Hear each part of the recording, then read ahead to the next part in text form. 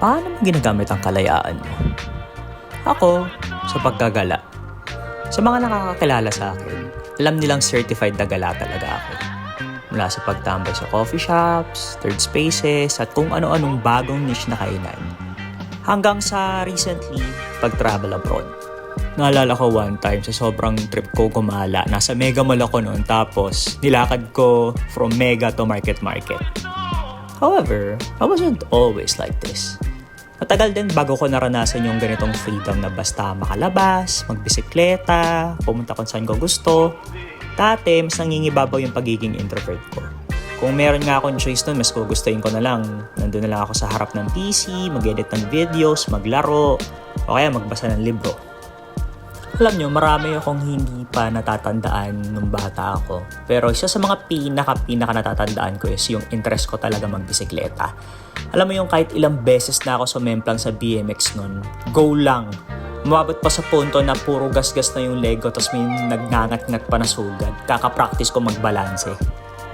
Fast forward to today, hindi nilang pagbibisikleta yung naging outlet ko din para mag-explore. Ngayon, meron na rin nasama na paglalakbay sa ibang bansa. At sa totoo lang, mas malaking version siya ng paggagala. Usually, di ba, pag magbabike ka, point A to point B. Pero ito, may catch. The catch is, you get to see and immerse in their culture.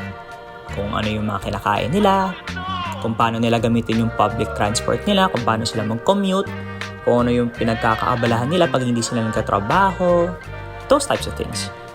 Actually, naalala ko, nung unang trip ko sa Hong Kong, meron akong realization. Habang nakatingin ako dun sa sobrang gandang Victoria Harbor. Di lang pala sa Pilipinas iikot yung buong buhay ko, no? For the first time, naramdaman kong mas malaki pa pala yung mundo kaysa sa kung saan ako nasanay. Honestly, for me, that's a huge relief.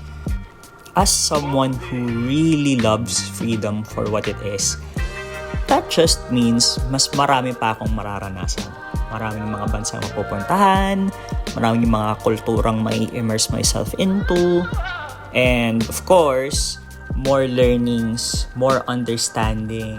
Sabi nga ni Franco, diba? Understand as much as we can. In its own way, my personal compass, ergo my freedom, has also translated into how I ride my bike. Simple, chill pace, soaking in everything. True freedom. Good morning.